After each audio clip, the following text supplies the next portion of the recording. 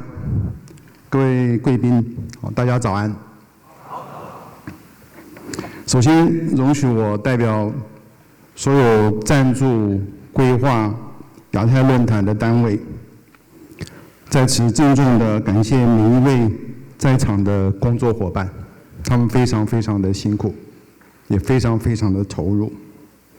当然，我也要感谢和欢迎在座的每一位贵宾的莅临指导。今天我们能够在这里齐聚一堂，是一个非常难得的机缘，值得我们一起来庆祝。亚太循环经济论坛 （Asia Pacific Circular Economy Roundtable），顾名思义就是，当全世界面对许多共同挑战的当下，比方说气候变迁、地球暖化、环境污染、生态失衡、资源短缺等等，我认为台湾有责任和义务，更重要的是也有能力和世界一起携手推动转型循环经济。今天我希望和各位分享几个重要的议题，分4个部分。第一个，刚才提到的这些经济、现行经济出了什么问题？待会儿跟大家分享3个根本的所谓的问题 ，three major flaws。第二个是转型循环经济的这个未来。第3个，循环经济的新契机在哪里？最后，我要跟各位报告一下循环经济在台湾过去几年来的发展。首先，现行经济到底有哪个三个根本的 flaw、根本的问题、根本的缺陷？台湾是一个很特别的岛国，我们不是泱泱大国，也没有充分的资源，但却打造出闻名世界 Made in Taiwan 台湾制造的经济奇迹。我们是怎么办到的？这应该归功于台湾人非常努力的在拼经济，过去一甲子来。但是我们过去拼的经济，其实一直是一个高度依赖资源、高外部成本的现行经济。什么是现行经济 ？Linear economy。现行经济是一个高度仰赖天然资源和高度挥霍性的经济发展模式。它在开采、制造、消费、抛弃的直线供应链的模式下，会产出庞大的废弃物，还有排放物，甚至于事故。如果我们诚实的去面对我们的过去这样子一个经济模式，这种直线的线性经济其实就是导致地球暖化、环境污染、生态破坏、土壤退化，甚至于每一个国民的健康的根源。线性经济会是一个人类无法承担、难以为继的经济模式。如果你和我一样，你应该也会担心，很可能线性经济会是破坏人类文明的导火线，更严重的，它可能是我们的终结者。仔细分析，为了刺激经济成长，在过去呢，从多买多消费，到多买多生产，到创造高成长高利润的现行经济模式，我们看到3个重要的关键的所谓的缺陷。第一个缺陷呢，出在消费的需求端。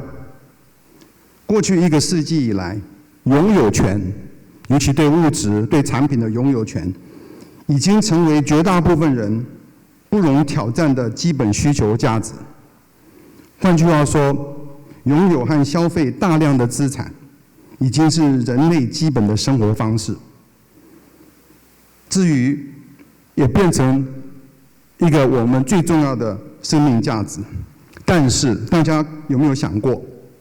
身为和大自然结伴的生命共同体，人类，我们对大自然的态度应该是共生共享的使用权，而非拥有权。第二个缺陷出在生产的供应端，为了满足客户对拥有权的欲望，业者不断的生产，不断的以千变万化的行销手段鼓励客户加速汰旧换新。甚至于在产品的设计的开始的时候，就有计划性的汰旧 （design for obsolescence） 的设计思维，尽可能缩短产品的寿命，激励消费者采购新产品，无止境的拉高业绩跟利润，来吸引股市投资者的青睐。换句话说 ，design for obsolescence。计划性的汰旧，在线性经济模式里面，业者不断的加速量产，过程中释放出大量的废弃物跟排放物，加倍这个所谓的外部成本的产出。因此，大家一样的有没有想过，产品设计是不是应该以无限的延伸原物料的生命周期来取代计划性的汰旧呢？第三个线性经济的缺陷，在这种恶性的循环，在供需上面的循环下面，我们发现一个叫做利益跟利润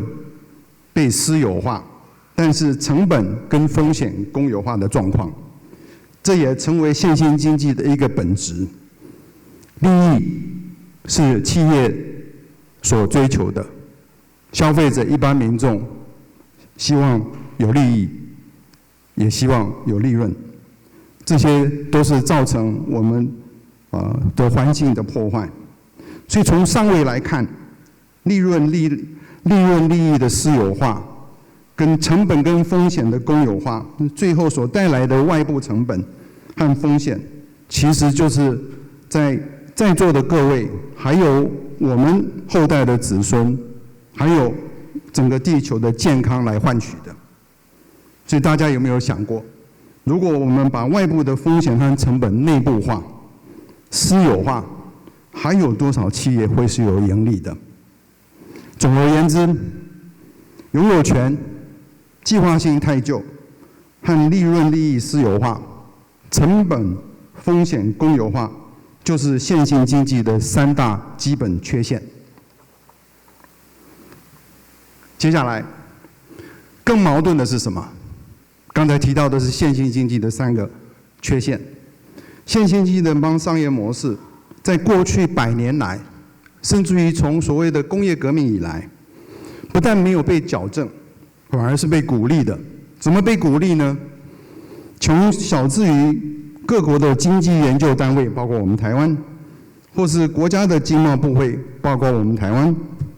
大到世界的华尔街金融市场，无不以 GDP 的主要成长为成长的主要指标。Robert Kennedy 就是美国甘乃迪总统的弟弟，在1968年的时候，就曾经用一个非常讽刺的语气说过，他说 GDP 衡量了所有的东西，就是无法衡量生活和生命的价值，如婚姻的美满与否，小孩健康与否，对弱势的照顾等等。大家可曾想过，如果大到制造和贩售枪支跟炮弹，小到推销危害身体健康的香烟广告的产值，都被纳入 GDP 的数字里面， GDP 的意义到底何在？换句话说，长久以来，世界各国对 GDP 的情有独钟，其实是加速了线性经济所带来的失衡。你认为这样子矛盾吗？线性经济真的已经走到了尽头了，但是它不是尽头，是我们该转弯的时候。因此，当我们在努力拼经济的时候，我们需要记得，我们要拼的是循环经济，而不见得是过去100年来的线性经济。OK， 下一个这段节要跟大家分享的是，我们看看在这样子的线性经济的问题之下，我们如何矫正，我来自民间企业，也曾在国营企业服务过，经验告诉过我，转型的确没有捷径，但是只要我们锲而不舍，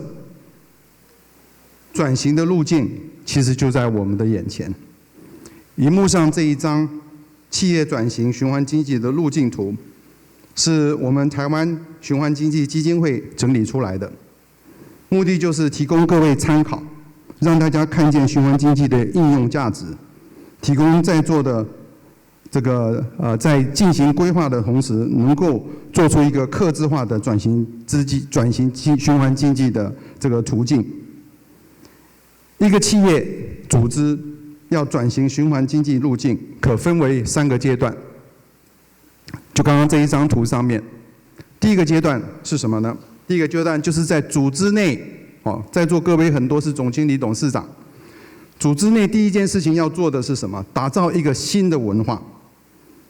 什么新的文化呢？把循环的观念跟价值内化到所有的关系人身上。这张图表要提的是什么？第一个，我们要超越 GDP， 迈向 SDG， 以及中间这一块提到的是要超越线性经济，迈向循环经济，成为企业的 DNA。确实把高价值循环、产品服务化、系统合作列为企业的重大经营理念。我们不能存有持续做一样的事情，但期待不一样的结果的侥幸、得过且过的心态。循环经济已经不是一个选项，而是我们必然要走的一条路。第二个阶段，要针对工业循环跟生物循环2大循环，建立一个企业内转型的途径和共同语言。刚才第一个是文化上面的转移，对人的一个关注；第二个是在工作流程上面有一个方法。科技研发，尤其是台湾数位科技 IoT 的应用上，除了可以提升既有产业的竞争力以外，也会催化出新的前瞻性的循环型产业。其他如台湾的生物科技、材料研发等领域的研发，也都是台湾的优势。换句话说，科技研发加上创新行销，是转型循环经济的关键推动跟加速器。最后第3个阶段，就是我们要本着只有完美的团队，没有完美的个人的合作理念，推动民间企业内跨产业、跨部门之间的合作，还有公部门之间、跨政府部会的合作。民间企业需要有公部门的政策引导，来加速转型。这张图上面列了一些所谓的引导政策、引导的方向，除了法规、资金、财政工具以外，知识技术、合作平台和教育的宣导，都应该属于政策引导的范畴。换句话说，我们在努力的推动绿能，以这个为例子，我们还有很多的教育跟社会来这个沟通。接下来，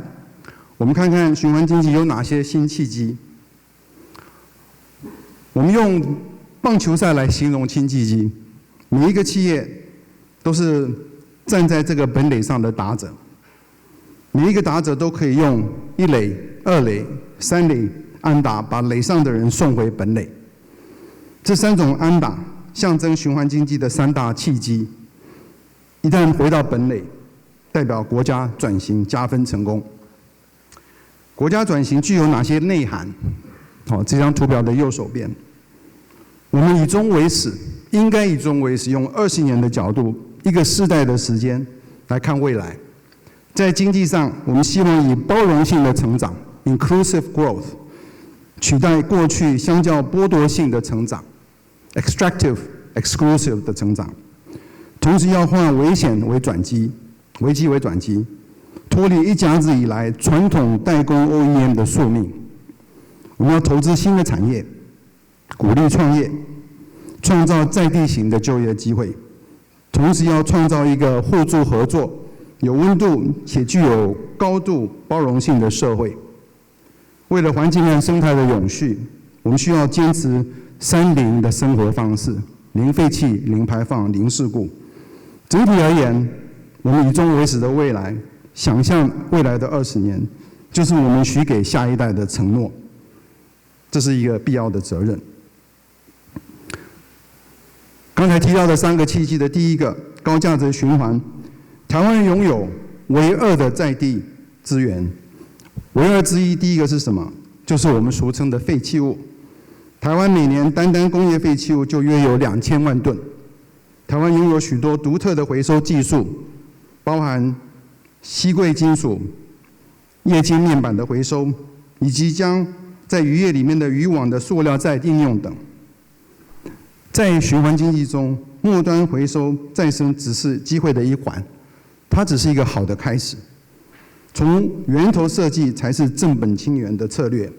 例如，机械业的再制造，可以是台湾金属机械业带来未来几十年可能的发展机会。再以手机为例，设计时就考虑到如何将手机里面的材料，让它回到源头，继续成为下一只手机的原物料，同时方便拆解、更换零件，方便维修来延长产品的使用寿命，减少手机的报废量。而在有机的废弃物里面，台湾每年有550万头猪的粪尿与其他有机废弃物的共消化，保守估计，台湾可以建构140场的沼气发电厂，直接或者间接创造4000以上的在地就业机会。收集牡蛎壳，我们视为废弃物，它其实是一个稀有的在地资源。投资升级医药级的碳酸钙，这些都是新的契机。所以唯2的这个在地资源，刚才提到的是废弃物。第2个是什么呢？第2个是我们的农业，来自于大自然，太阳、水、空气、土壤、生态、生物这些大自然的现象，带给我们农产品、能源、水资源、生殖材料的在地资源。农产品可以经由生物精炼的概念，带动台湾生技产业新一波的研发和资产。以猪为例，全利用的1头猪的价值可以从几万块钱提升到上亿的产值。又以猪血为例，除了猪血糕以外，可以作为高价的医药品的血清。大自然把太阳、风、地热、潮汐、水资源送到我们的家庭，送到台湾的每一个角落，但是我们都是尽力的把它排放掉，这是一个矛盾的一个系统性的建构。我们可以在开始做一个在地分散型、低碳型的再生能源和水资源的网络，来补强既有的集中型的供应系统，这会带动新的公共投资，长久会根本提升台湾的水和能资源网络的效率，大幅度减少碳足迹。如同英国文豪 Samuel Johnson 说的一句话，他说 ：“Agriculture not only gives riches to a nation, but the only riches she can call her own。”农业是一个国家唯一可以声称完完全全属于自己的财富。下一个，在产品服务的新契机是产品服务化上面，配合以使用权取代拥有权的生活方式，生产业者可以以贩售服务取代贩售产品的商业模式，开创新的商机。举例来说，消费者需要重新思考他们的需求，消费者需要的到底是一台冷气呢，还是其实我要的是冷风？我到底是要冷风呢，还是我其实只是要一个26度恒温的空间？什么样的问题？不一样的问题有不一样的答案。照明也是一样，刚才已经提过，我就不提。手机也是一样，我想在座的各位手上都有手机，想想看，我们是要拥有它呢，还是其实我只要使用它？产品服务化，把产品的拥有权从消费者的身上，其实是从消费者的身上转回到制造厂身上。刚才有提到，前面的讲者有提到 EPR Extended Product Responsibility， 但是我们认为那个还是不够，那个还是过于被动。我们需要的是什么？从 EPR 走向 EPO。换句话说，延伸制造产品的拥有权，把产品的拥有权放回到生产者身上，这样子会激励制造业者自动自发地提升产品的品质，减少维修的服务费用。在源头设计产品时，也会考虑到方便拆解，让零件和材料可以直接回到原物料的前端。更何况产品的制造商，这也非常重要，本来就比消费者更具备有产品维修、材料升级再利用的知识和能力。因此，从 EPR Extended Product Responsibility 走到 Extended Product Ownership， 可以减少产品或者产业对资源的仰赖，减少资源的浪费。数位、资通科技是产品服务化扮演不可缺的角色。像 IoT、Blockchain 都已经被应用在标示、追踪和管理的这个资源上。数位经济让业者能够有效地利用大数据资讯的交流和运用，提升和消费者的粘着度。换句话说，产品服务化背后会导致业者跟跨客户的关系有所改变。什么样的改变呢？让现行经济中里面传统的我们习惯的一次性的产品买卖交易，成为循环经济里面一辈子的产品服务伙伴。因此，产业服务化对业者来讲是一个创新的产业，可以提升让业者深耕客户，创造差异化，提升竞争力。在台湾，我们已经看到许许多多的民间企业和年轻的创业家，尝试的在提供亮度服务、冷风服务、家居服务、温室租赁的种种服务。这边我要呼吁政府也可以开始利用1兆以上的公共采购资源，从绿色采购走向循环性的采购，导向产品服务化的这样子的一个新产业的带动。第3个契机是系统的合作。循环经济和新经济最大的差别是一个产业共生，无论是企业内的小圈，或者是跨产业的大圈，要达到30零废气、零排放、零事故，唯一的途径就是要靠合作。每一个企业的废弃物成为另外一个企业的资源，落实双赢、多赢的合作，这就是合作共生的新契机。除了企业与企业之间的合作以外，还有产官学研，我在另外加社会团体跟媒体，也要经由跨领域的合作，才能突破在现行经济思维里面个别的局限，激发出个别的原创力。综合以上3大新契机，我们可以把生活、生态跟生产的价值融为一起，加强民众对珍惜公共利益的意识，在转型循环经济的过程当中，得以兼顾国家社会的均衡发展，在经济、环境、能源、生态取得最佳的平衡，同时创造在地的就业机会，拉近城乡差距，有助建构一个更具包容性 （inclusive） 的经济和社会的发展文化。最后一段，我想借这个机会跟各位报告一下循环经济在台湾的进展。台湾在废弃物回收管理的和资源化，是有目共睹。推动循环经济可以让台湾在废弃物回收管理的资源化上面更上一层楼，达到从源头了解消费者的需求和产品的生命周期，开始重新设计，迈向30。在循环经济的这条路上，台湾不但没有缺席，而且已经上路了。早在2016年，蔡总统由上而下的政策的宣示，就具体道出迈向循环经济是呵护大自然，同时兼顾经济发展和国民健康的永续发展模式。行政部门看到循环经济是牵动国家转型的火车头，提升公共政策的层次的精况，也将循环经济纳入国家的发展计划。它会带动百行百业的转型。除此之外，它会催生出新世代的创新产业。除了由上而下的一个政策跟政治的引导以外，过去3-4年来，我们也看到许多民间业者由下而上精彩的循环故事。大家手上今天都有一本循环经济案例的手册，叫做《迈向循环台湾》，里头集结了66个台湾精彩的循环故事。这66个循环故事背后有360个以上的推手共同促成的，是台湾由下而上推动循环经济的最好代表。这里面有许多年轻人在循环经济里找到希望和信心。我们相信，只要有希望和信心，凡事都可以被达成。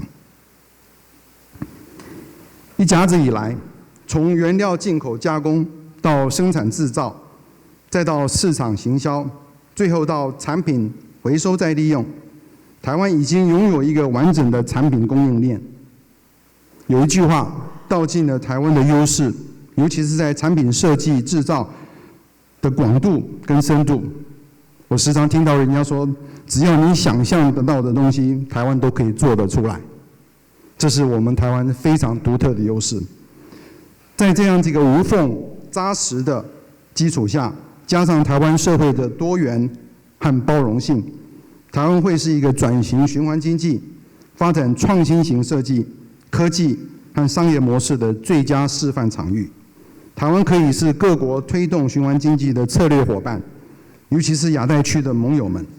台湾可以成为各位在推动循环经济领域的新热点。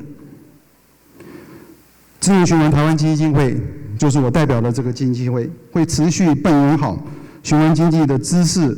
和资源的窗口，成为你的好伙伴。TCEN as your partner and window to circular economy, knowledge and resource。最后，举办亚太循环经济论坛的目的是要集合大家一起探索隐藏在循环经济背后的新契机 The New Frontier。这3天的论坛就是希望引导所有的与会者，不论是你是来自于公部门、民间企业、学术界、研究单位、非营利机构或者是媒体，都能归零思考，启动改革，重新在循环经济的范畴中思考和选择个人的生涯、产业发展、国家社会或国际社会的新契机，借机会放下及抛弃一些早已过时的思维，不再被过去的经验牵绊着。套一句苏格拉底的名言：改变的秘诀是将所有的精力集中在打造新事物，而非和旧事物不停地纠缠奋战。打一个比方，线性经济就好像是一群人在打棒球，但是循环经济是要打篮球。这只是一个例子，它的规则完全是不一样的。你不可能说要把篮球的规则慢慢转换成棒球的规则，这就是重新思考的一个概念。循环经济是无国界 （borderless）， 也是跨国界 （cross border） 的挑战。我们希望这仅仅是个开始，我们期待确实展现 SDG 的第17个目标，就是 partnership。透过循环经济继续和世界接轨，贡献全球的永续发展。最后，小小的广告。Anyway, to conclude, it's been a great honor for me to welcome you to this round table in Taiwan, of course. I wish every one of you a productive and fantastic stay in Taiwan. 最后再次谢谢大家的聆听，预祝大会成功，大家收获满满，谢谢。谢谢，非常感谢主办单位循环台湾基金会董事长黄玉珍的精彩演讲。